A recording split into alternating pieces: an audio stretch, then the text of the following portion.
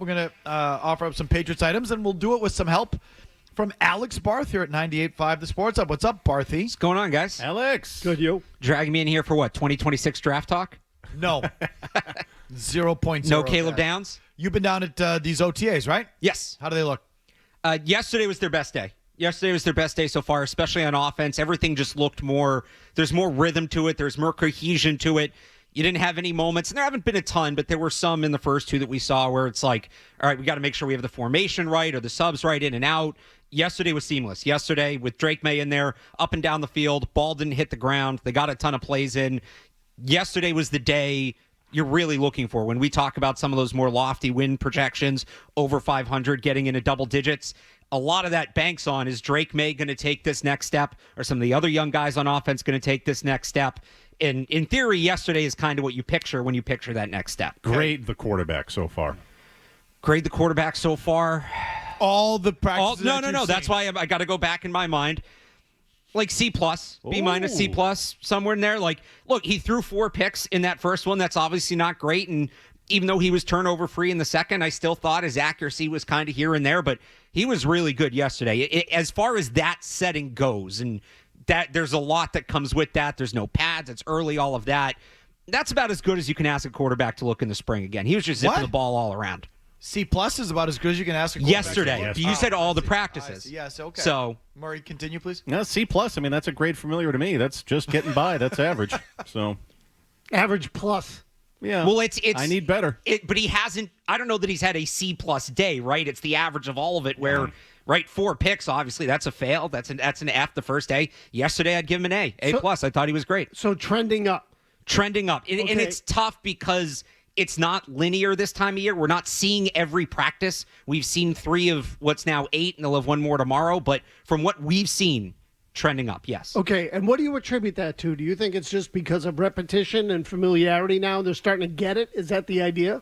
Yeah, I think that's part of it. Familiarity, comfort, getting used to this new offense. But I also think it's notable that Josh McDaniels said before practice yesterday they were going to run some stuff that they hadn't run yet. So at least some of what we saw him do yesterday, he was doing for the first time. So I think some of it, too, is just, you get through the offseason, you shake the cobwebs out, you come back off, and he's in just an overall rhythm now, regardless of the offense that he's in. What does it look like between May and McDaniels? It looks a lot like it looked with McDaniels and Mac Jones, with McDaniels and Cam. I was only there for a couple of years of Brady, but he's not the quarterback's coach, but he's doing a lot of quarterback's coaching. Is there, demonstrative, scratching of the head type thing? Like he's trying to give him information. The offense might be a little too tough. Like there's, gestures where it's, or, anything like that? Not that I've noticed. There was one that first day where it was late in the practice. So he threw those 4 picks. They were on the first 6 throws. And then he kind of cleaned it up from there. But there was one late where I think he just missed a guy or something, and he kind of threw his arms up, and it was seemed like a really exaggerated frustration, probably more with himself than with McDaniels. That's the only one that really pops out to me body language wise. Okay, Alex Barth, join us here for a segment or two. You want to join? You may at 617-779-0985. Give me your projection of the Patriots' opening day depth chart at receiver. Opening day depth chart at receiver. Well, Diggs looks like a guy who can be ready for week 1. Let's start there. I would not be surprised. I don't think he's 100% yet. Doesn't need to be 100% yet, but that was an encouraging day yesterday for him.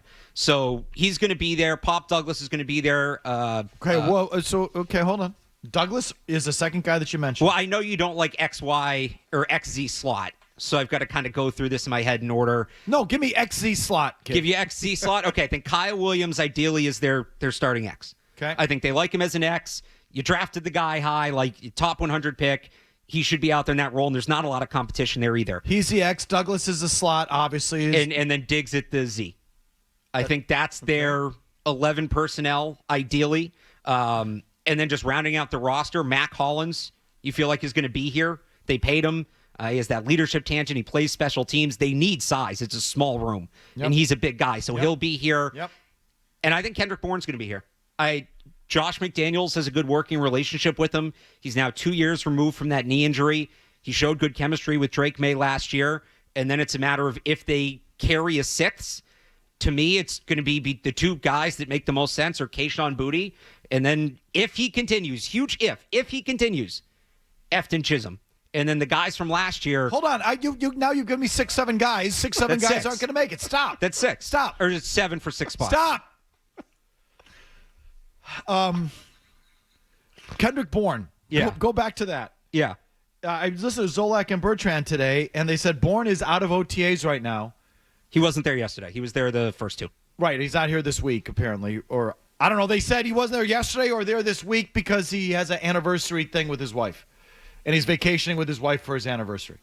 And you know me, Barthy. Nothing's more important than family. I would never consider ever trying to balance work and family. Family is, you got to take care of your family first.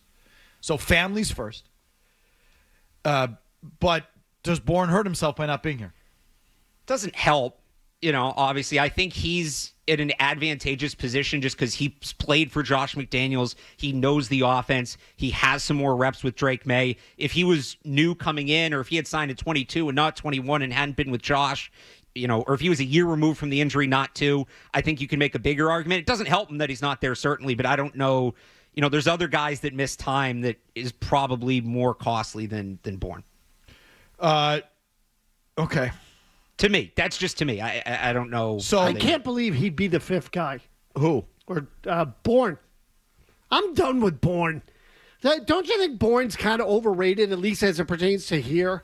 Like, everybody keeps talking about Bourne, how much they like Bourne. What does he give you? I like him. I What want does to he like do? him, but what does he do? Right, what does he do? He gives you a known commodity. There's so much variance in that room. There's so many guys. Would you rather that have Kendrick just Bourne or don't know. Jalen Polk? Polk. Oh, Bourne. Bourne. Polk. Polk stinks. Polk. Bourne. Polk. Polk is a bust, Maz. Polk. Get over it. Polk. It's a It's bust. the Washington Polk. thing you're hung It up is. on. I know. His Yeah. wife went to Washington. It's like Yeah. now Polk. every Husky we get thrown in our face by Maz. Polk. Soon to be every effing ASU kid because now his son's going to ASU. It's like, it's so transparent. Did I say Polk? Polk. ASU is going to have a really good receiver. I don't want to hear it. I don't want to hear it. I don't want to hear it. Here's my thing with Bourne. Like He's how wanting many to get yelled at? how many guys in that wide receiver room, and some of them have high ceilings, certainly. Who?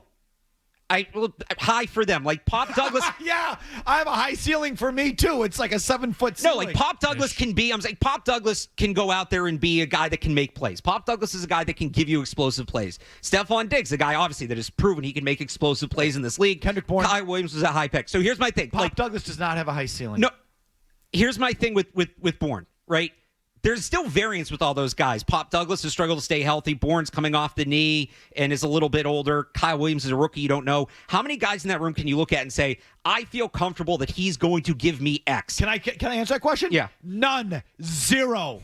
Not one of them. Who do you think has the least variance?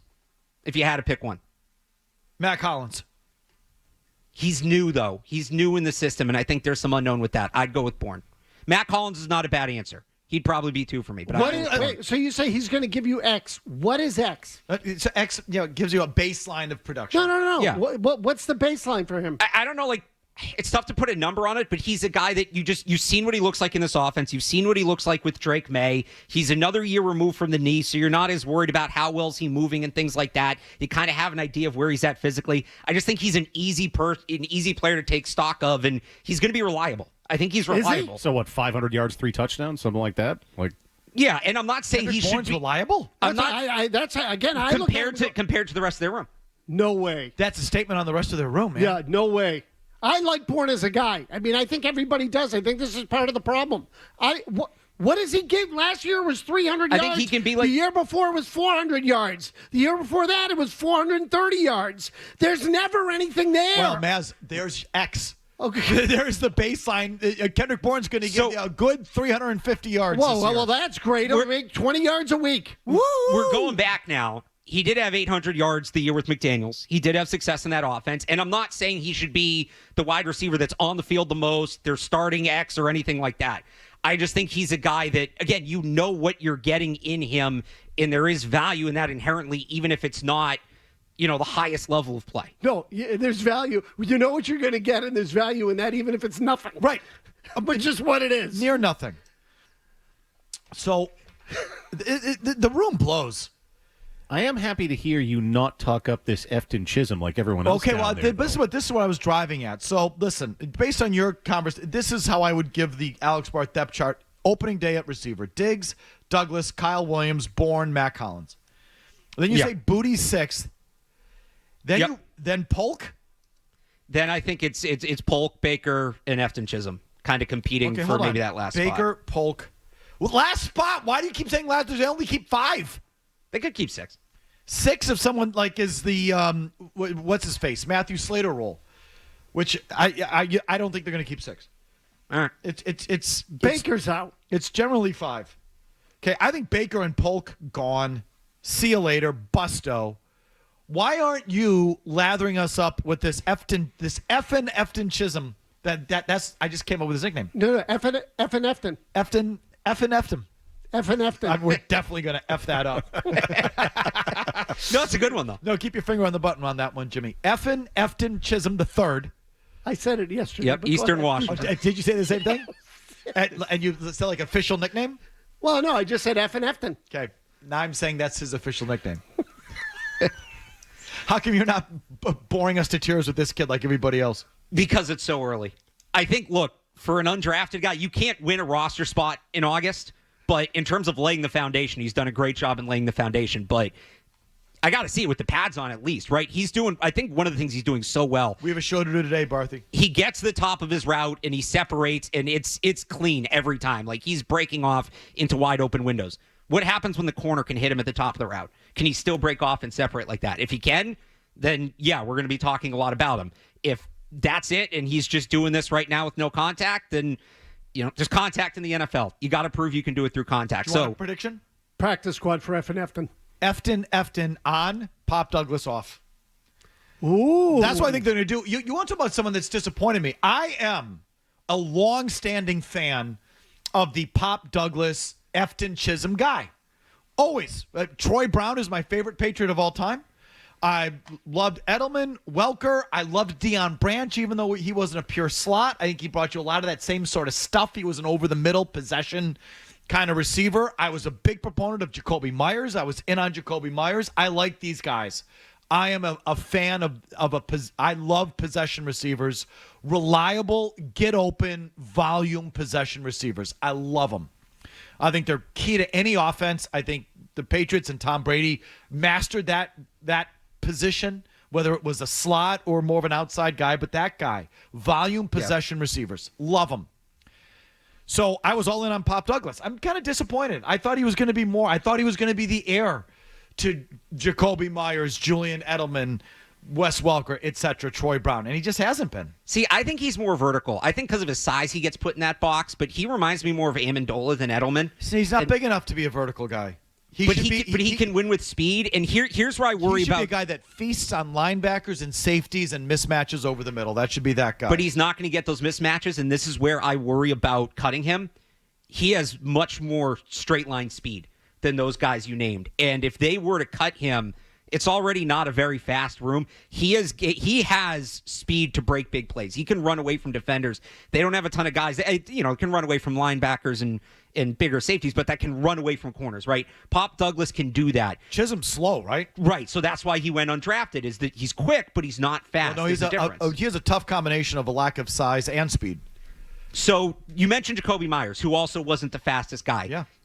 Chisholm's a little smaller, but that's the comp to me. I don't think him and Pop Douglas are redundant. I think there's roles for both of them because the speed is a significant factor. If you have both Pop Douglas and this Chisholm, this Efton Chisholm, Efton Chisholm, you can't. There's only room for one of those guys. I'm sorry. How did they have Edelman and Amendola together?